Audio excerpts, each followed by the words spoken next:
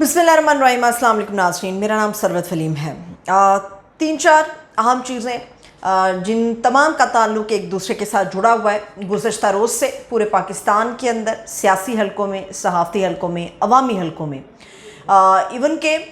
गली मोहल्लों के अंदर भी ये बात डिस्कस हो रही थी। शोर व गुगा था इसका बहुत ज़्यादा कि पाकिस्तान के प्रेसिडेंट आरिफ अलवी साहब जो हैं किसी भी वक्त इलेक्शन की तारीख की अनाउंसमेंट कर सकते हैं। ये फड्डा किस बात के ऊपर था? जो बज़ाहिर हमें जाविया बनता हुआ नज़र आया वो ये था कि अबूरी सदर हैं बकौल दूसरी सियासी जमातों के, वो ये कह रहे थे कि अबूरी सदर इलेक्शन की तारीख की अनाउंसमेंट नहीं कर सकते। इनफैक्ट हो क्या रहा था वहाँ पे और प्रॉब्लम कहाँ पर था, ये पूरी कहानी खुल के आप सामने आ गई है। इसकी डिटेल आपके साथ शेयर करूँगी। 9 मई के हवाले से भी कुछ अहम बात करने जा रही हूँ। फवाद हसन फवाद को निगरान विफाकी काबीना के अंदर विफाकी वज़ीर के लिए डेजिग्नेट कर दिया गया, उनको ओहदा दे दिया गया। और सानिहा 9 मई की जो मुश्तरका तहकीकाती टीम थी उसने 14 ऐसे मुकदमा थे जिनकी तफ्तीश मुकम्मल कर ली है और इसकी तफ्तीश में कितने ऐसे केसेस हैं जिसमें अटक जेल के कैदी नंबर 804 को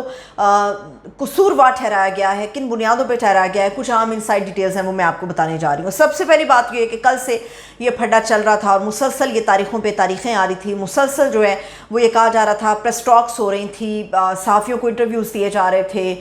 मीडिया के कुछ नुमाइंदों के सवालों के जवाब दिए जा रहे थे, मुख्तलिफ प्रोग्राम्स के अंदर शिरकत हो रही थी। असल फड्डा था क्या? फड्डा जो बनाने की कोशिश की जा रही थी वो ये थी कि पाकिस्तान के जो प्रेसिडेंट हैं आरिफ अलवी साहब वो इलेक्शन की तारीख नहीं दे सकते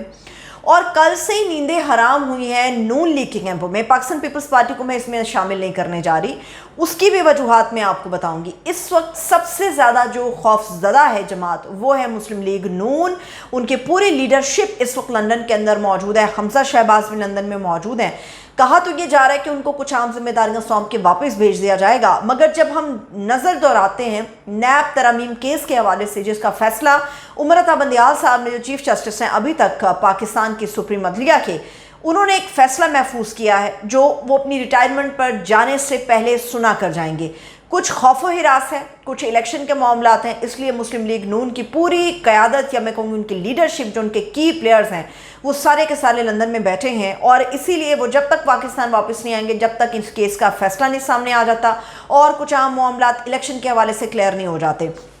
कल मैंने अता तारड़ साहब को सुना, मरीम औरंगज़ेब साहिबा ने भी इसके ऊपर लबकुशाई की और मुख्तलिफ ऐसे नून लीग के लोग जिन्होंने मीडिया से बात की, मुख्तलिफ जगहों पर गुफ्तगू की, सवालों के जवाब दिए। उनका मामला ये था या उनका मानना ये है कि पाकिस्तान के जो प्रेसिडेंट हैं आरिफ अलवी साहब वो इलेक्शन की तारीख नहीं दे सकते क्योंकि उसकी वजह यह है कि वो अबूरी सदर हैं। पहली बात तो ये कि कल हमारी शुएब शाहीन साहब से बात हुई जो एक बैरिस्टर है, माहिर कानून है, कानून की बारीकियों को समझते हैं, गो कि उनका ताल्लुक पाकिस्तान तहरीक इंसाफ से है, मगर उससे हट के उससे बाला होकर जब उनसे कानूनी बात की गई तो शुएब शाहीन साहब ने भी ये बात की कि अबूरी सदर कोई सदर नहीं होता। President is just a president, सदर हमेशा सदर रहता है। वो कोई आइनी सदर के हवाले से इसको तकसीम करने की कोशिश कर रहा था, कोई अबूरी सदर के हवाले से इसको तकसीम कर रहा था, तो वो सदर हैं, उनके पास ये इख्तियार मौजूद है, वो आइन को मुकम्मल तौर पर समझते हैं, कानून को वो समझते हैं और इसीलिए झटपट उन्होंने कोई ऐसा काम नहीं किया। दूसरी मरतबा चंद ही रोज़ में उनकी वज़ीर कानून इरफान असलम साहब से मुलाकात हुई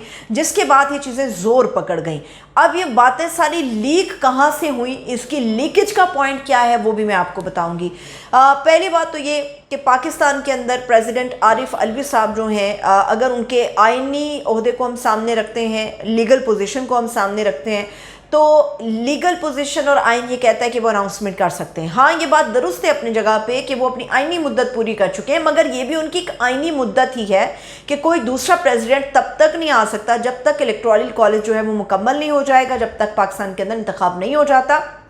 तब तक आरिफ अलवी साहब जो है वो पाकिस्तान के प्रेसिडेंट रहेंगे। अब इसका जो रुख बनाया गया वो ये था कि सदर इलेक्शन की तारीख नहीं दे सकते। असल में जो मामला है वो ये है कि इलेक्शन की तारीख आनी नहीं चाहिए। ये नून लीग के अंदर से लोग बातें कर रहे हैं कि असल मसला ये है कि इसको जो है ना, इस पर वो कहते हैं कि धूल इतनी उड़ा दो कि सब कुछ धुंधला हो जाए। اب اس کو صدر پہ لا کے انہوں نے کھڑا کر دیا۔ اصل مسئلہ یہ ہے کہ صدر ہو یا کوئی بھی ہو، انہیں ایشو یہ ہے کہ ابھی جب تک نون لیگ کی لیڈرشپ کوئی فیصلہ نہیں کر لیتی، پاکستان کے اندر الیکشن کی تاریخ اناؤنس نہیں ہونی چاہیے۔ کیوں؟ کیونکہ اس سے مستقبل جڑا ہے مسلم لیگ نون کا، ان کی پوری سیاسی بقا کا، ان کی پوری سیاسی جدوجہد کا۔ اب الیکشن کی تاریخ سے روکنے کے لیے پریزیڈنٹ صاحب کو اتنا ڈرایا دھمکایا گیا مختلف پریس کانفرنس کر کے کہ ان کو روکا جا سکے کسی بھی طرح سے کہ وہ الیکشن کی تاریخ کی اناؤنسمنٹ نہیں کر سکتے۔ عبوری صدر ہیں یا وہ کوئی بھی صدر ہیں، وہ اس وقت پاکستان کے صدر ہیں، وہ الیکشن کی تاریخ کو اناؤنسمنٹ کر سکتے ہیں، مگر پھڈا یہ تھا کہ الیکشن کی تاریخ سامنے نہیں آنی چاہیے۔ اسی لیے کل سے نون لیگ کے کیمپ میں بڑی کھلبلی مچی ہوئی ہے، بڑی ہلچل مچی ہوئی ہے کہ اگر وہ یہ بات جانتے ہیں کہ آئین کے اندر اس کی گنجائش موجود ہے، اگر الیکشن کی تاریخ سامنے آ گئی تو مسلم لیگ ان کے ہاتھ میں صرف ایک زیرو آئے گا، اس کے علاوہ کچھ ان کے ہاتھ میں نہیں آنے والا، کیونکہ ان کی پوری لیڈرشپ اس وقت لندن میں بیٹھی ہے جنہوں نے لیڈ کرنا ہے۔ پاکستان پیپلز پارٹی کی پوری لیڈرشپ اس وقت پاکستان کے اندر موجود ہے۔ یہی وجہ ہے کہ بلاول بھٹو زرداری جو کہ فارن منسٹر بھی رہے ہیں اور آئندہ اپنے آپ کو ایز اے کینڈیڈیٹ دیکھ رہے ہیں پرائم منسٹرشپ کے لیے، تو انہوں نے بھی یہ بات کی۔ اب باقاعدہ طور پہ یہ جو اختلاف تھا یہ کھل کے سامنے آ گیا،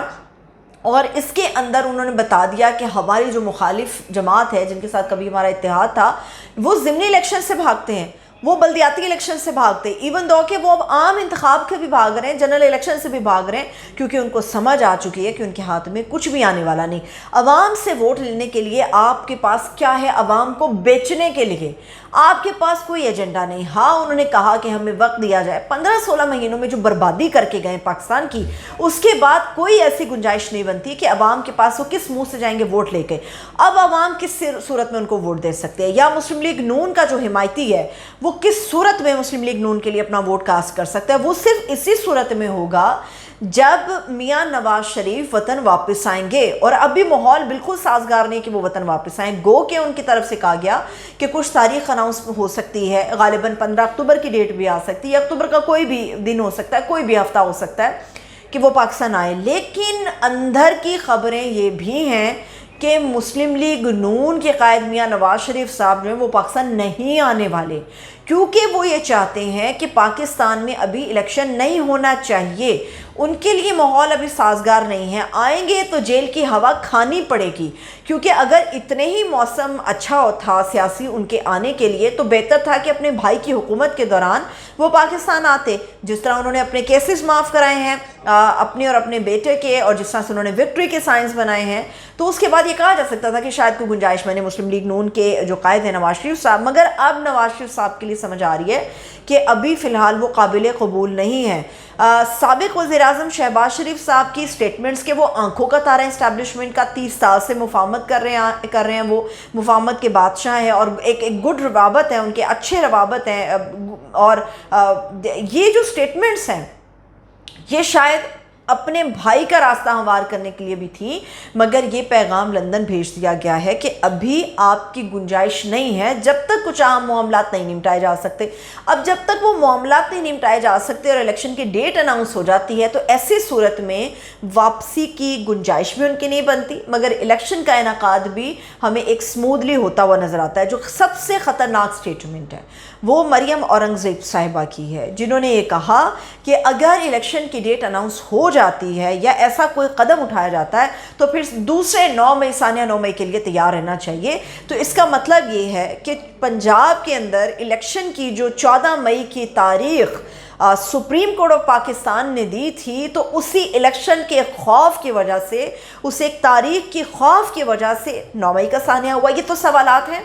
جو اٹھ رہے ہیں، یہ سوالات مسلسل اپنی جگہ پہ اٹھ رہے ہیں۔ اگر ہم مریم صاحبہ کی سٹیٹمنٹ کو سامنے رکھتے ہیں کہ دوسرا سانحہ 9 مئی کرنے کی تیاری کی جا رہی، اس کا مطلب یہ ہے کہ کیا الیکشن کی ڈیٹ اناؤنس ہوگی تو خدا نہ خواستہ یہ آنکھیں اس قسم کے کوئی اور مناظر دیکھیں گی۔ اس کا مطلب یہ ہے کہ جو ملی جلی آوازیں اٹھ رہی تھیں 9 مئی کو لے کے کہ معاملات اندر کچھ اور بھی تھے، تو کیا وہ اس طرف اشارے کر رہے ہیں جو مریم صاحبہ گفتگو کر رہی ہیں کہ یہ دوسرے سال 9 مئی کی تیاری کی جا رہی ہے؟ یعنی آپ الیکشن سے اتنے زیادہ خوفزدہ ہیں کہ آپ ملک کو ایک کونے پہ لگانے کے لیے تیار ہیں،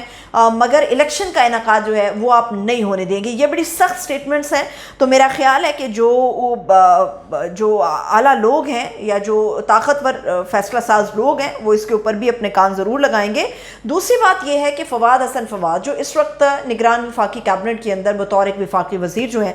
ڈیزگنیٹڈ کر دیا گیا، ان کو عہدہ دے دیا گیا۔ میرا سوال یہ ہے اور میرا پوائنٹ بھی یہ ہے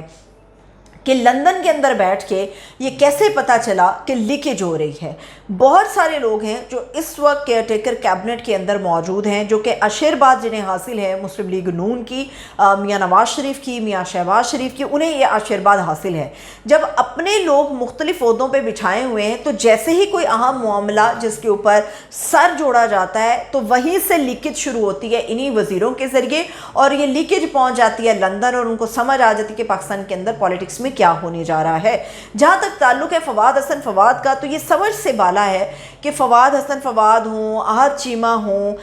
شہباز شریف صاحب اپنے 2-4 لوگ ابھی بھی کی پوسٹ کے اوپر چھوڑ کے گئے ہیں، اور یہ شکوہ تھا فواد حسن فواد صاحب کا کہ ابھی تک انہیں کوئی عہدہ نہیں دیا گیا، جس کے بعد اب انہیں نواز دیا گیا ہے۔ میں یہ نہیں کہوں گی کہ وہ اس پہ پورا اترتے تھے، انہیں نواز دیا گیا۔ اخلاقی طور پہ کیئر ٹیکر سیٹ اپ کے اندر کوئی بھی پرانا آدمی شامل نہیں ہونا چاہیے، کیونکہ جو نگران سیٹ اپ ہوتا ہے اس کا مقصد یہ ہوتا ہے کہ اس نے ماحول کو سازگار بنانا ہے، الیکشن کا انعقاد کرنا ہے، راستہ ہموار کرنا ہے۔ مگر جو اصل مسئلہ اس وقت ہمیں نظر آ رہا ہے وہ الیکشن کمیشن آف پاکستان کی طرف سے نظر آ رہا ہے۔ ایک تو وہ اپریل اور مئی کے اندر سپریم کورٹ کے اندر دھڑلے سے کھڑے ہو کے کہتے ہیں کہ جی 8 اکتوبر کو الیکشن ہو جائے گا، عام الیکشن جو عام جنرل الیکشن ہے وہ 8 اکتوبر کو ہو جائے گا۔ آج وہ چند ہفتے پہلے بھی الیکشن کی تاریخ دینے سے قاصر ہیں یا اجتناب کر رہے ہیں یا جان بوجھ کے طول دینے کی کوشش کر رہے ہیں، تو یہ ہمیں سمجھنا چاہیے جب تک ہمارے سیاسی معاملات ڈگر پر نہیں آئیں گے، ہمارے معاشی معاملات بھی ہماری ڈگر پر نہیں آئیں گے۔ ایک اور جو عام معاملہ ہے وہ یہ ہے کہ ثانیہ 9 مئی کی جو ایک تحقیقاتی ٹیم بنائی گئی تھی، مشترکہ تحقیقاتی ٹیم جسے ہم GIT بھی کہتے ہیں، اسے 14 ایسے مقدمات ہیں، باخبر ذرائع یہ خبر دے رہے ہیں، 14 مقدمات کے اندر جو ہے جو انویسٹیگیشن ہے وہ مکمل کر لی گئی ہے۔ یہ انویسٹیگیشن جو مکمل کی گئی ہے اس میں تمام اہم مقدمات تھے، جس میں جنا ہاؤس کا بھی معاملہ تھا، 9 مئی کا بھی معاملہ تھا، اور 10 ایسے مقدمات ہیں، ذرائع کے حوالے سے یہ خبر ہے، 10 ایسے مقدمات ہیں جس میں اٹک جیل کے قیدی نمبر 804 کو قصوروار ٹھہرایا گیا ہے۔ اور جو اس کی ایک لائن ہے وہ میں آپ کو بتاتی ہوں تو اس سے کچھ چیزیں ہمیں سمجھ آئیں گی۔ اس کی لائن کہتی ہے جی کہ جو لوگ اریسٹ ہیں ان کے بیانات اور ان کی نشاندہی کے اوپر جو چیئرمین ہے PTI کے، ان کو گنہگار قرار دیا گیا ہے۔ کون سچا ہے کون جھوٹا ہے اسے وقت کے لیے چھوڑ دیجئے، کیونکہ ہمارا جو خدا ہے وہ بہتر انصاف کرنے والا ہے، سچ چھپ نہیں سکتا اور جھوٹ جو ہے وہ بے نقاب ہوئے بغیر نہیں رہ سکتا۔ میرا یہ ماننا ہے، ہر مومن کا یہ ماننا ہے، ہر مسلمان کا یہ ماننا ہے۔ ٹھیک ہے، جن لوگوں نے اپنے سٹیٹمنٹس دی یا جن لوگوں نے نشاندہی کی، ان کے بیانات کی بنیاد پر چیئرمین کو گنہگار ٹھہرایا گیا، لیکن کوشچن یہ ہے بہت سارے ایسے لوگ ہیں جو اپنی جان خلاصی کرنے کے لیے بھی ایک دوسرے کے اوپر الزام ڈالتے ہیں، جو تشدد سے، جو گھر والوں کے خوف سے یا جو اپنے گھر والوں کو بچانے کے خوف سے کوئی بھی سٹیٹمنٹ دے رہا ہے، ان کی بنیاد پہ گنہگار کسی کو بٹھانا ناحق ہوگا۔ اور اس امید کے ساتھ کہ جو کچھ بھی ہو رہا ہے، ہونے جا رہا ہے یا کیا جانے کے بارے میں سوچا جا رہا ہے وہ ہمارے ملک کے لیے اچھا ہونا چاہیے، اور ہمارے ملک کے لیے تب یہ ساری چیزیں اچھی ہوں گی جب ہماری جو سیاست کی ایک ریل ہے وہ اپنی پٹری پر ہمیں گامزن نظر آئے گی، کیونکہ ہماری سیاست بہتر ہوگی تو ہماری اکانومی، ہماری معاشی حالت بہتر ہوگی، ورنہ ہم اسی طرح سے ایک دوسرے کی ٹانگیں کھینچتے رہیں گے، اور جو ہمارے ہمسایہ ممالک ہیں وہ چاند پر بھی پہنچ چکے ہیں، وہ نہ جانے کیا کچھ کر گزریں گے۔ ہمیں اس کے اوپر غور و غوض کرنا چاہیے، سوچنا چاہیے۔ مجھے اجازت دیجیے، اپنا بہت سا خیال رکھیے، خدا حافظ۔